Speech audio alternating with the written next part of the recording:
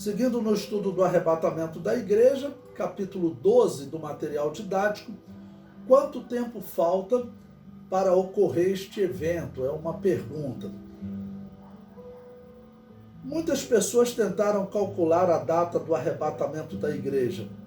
E como nós sabemos, houve muitas decepções. Portanto, sobram-nos exemplos para não cairmos no mesmo erro. Bom, o que a igreja pode, até deve fazer, é olhar para os sinais que a Bíblia nos deixou e assim nós podemos ver que o arrebatamento está próximo, principalmente os sinais ligados a Israel. Hoje Israel já está de volta na terra, eles estão perto de reconstruir o templo. Nesse ano de 2021, eles tentaram retomar o sacrifício do Cordeiro Pascal e eles dizem que estão realmente próximos de começar a construir o templo. Esses são sinais, alguns dos sinais, vamos dizer, os mais fortes, né, que nós temos de que a era da igreja está perto de terminar. Porque a construção do templo é um indício de que o caminho estará preparado para o anticristo assentar-se no templo de Deus, querendo parecer Deus. Vejamos alguns exemplos dos erros daqueles que anunciaram há um ano para a volta de Jesus. Lutero. Não se sabe por que Lutero cria que o fim da dispensação da graça, ou seja, o arrebatamento da igreja, ocorreria no ano de 1556.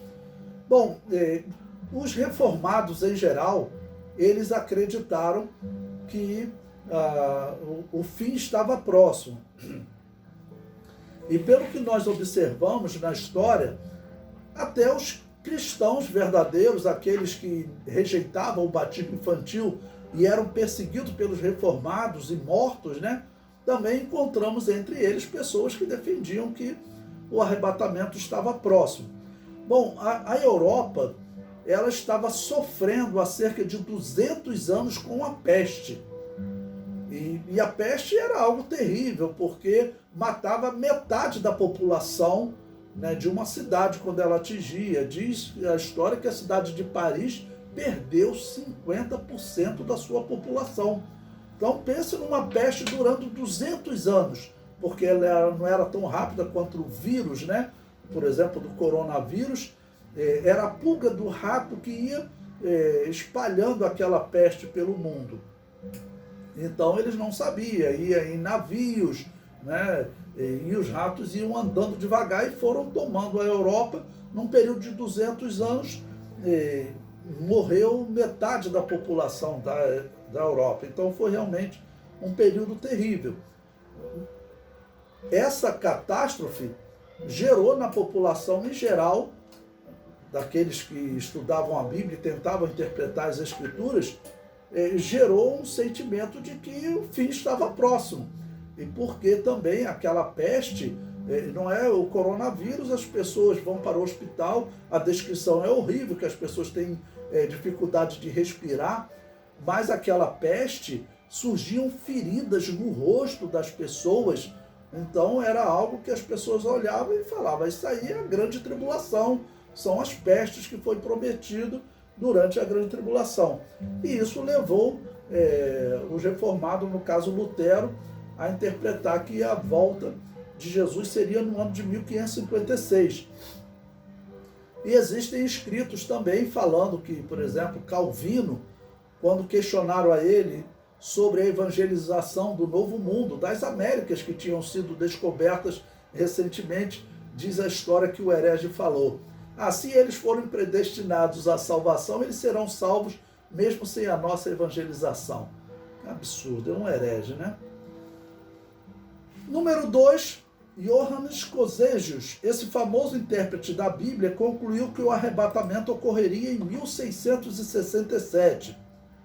Amós Comênios, esse educador, né, marcou a data da volta do Senhor Jesus Cristo para o ano de 1672. Isaac Newton, ele acreditava que o mundo acabaria em 1715. Né? Esse é um número apresentado, mas existem outros intérpretes que dizem que Isaac Newton acreditava que o mundo, na verdade, terminaria próximo do ano 2070. Isaac Newton chegou a escrever um livro, uma interpretação do livro de Daniel, e ele é, pelo que nós observamos na história, o primeiro homem a dizer que o templo teria que ser reconstruído para Jesus voltar, o que é bem evidente nas Escrituras Sagradas. Diz a história que Isaac Newton realmente se dedicou a estudar as Escrituras, diz até que ele se dedicava mais ao estudo das Escrituras do que ao estudo da física. Outro intérprete famoso, Johann Albrecht Bengel, cria que o fim seria em 1836. Guilherme Miller, aí já estamos falando do fundador da seita adventista do sétimo dia, ele interpretou como sendo 1843.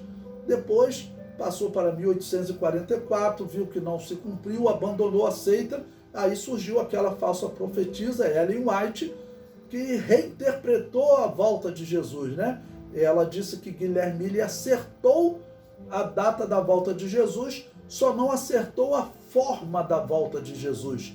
Jesus nessa data teria voltado, mas na verdade ele entrou no santuário celeste para completar a obra expiatória. Uma grande heresia, porque com isso ela está dizendo que a obra expiatória da cruz não foi completa. Charles Taze Russell, fundador dos Testemunhas de Jeová, essa outra seita, ele marcou para 1914, para desespero dele, em 1914 estourou a Primeira Guerra Mundial. Aí diz a história que ele falou, não, isso aí são as forças do bem combatendo as forças do mal. Depois veio a Segunda Guerra Mundial e até hoje estaria essas forças combatendo e a força do bem não consegue acabar com as forças do mal. Apesar dessas heresias, essas seitas continuam, né? A seita de Lutero, a seita de Guilherme Miller, a seita de Charles Taze Russell, apesar que a seita de Lutero está praticamente morta. A igreja luterana, em 2011, chegou a pedir ao Papa para ele readmitir Lutero, né, como teólogo católico, ou seja, eles querem voltar para o catolicismo. Se a Assembleia de Deus não tomar cuidado, vai junto, né, com essa seita. Número 8, Willie Passenden. Este fixou o arrebatamento da igreja para o dia 3 de outubro de 1987. Bom, foram alguns exemplos que nós observamos na história.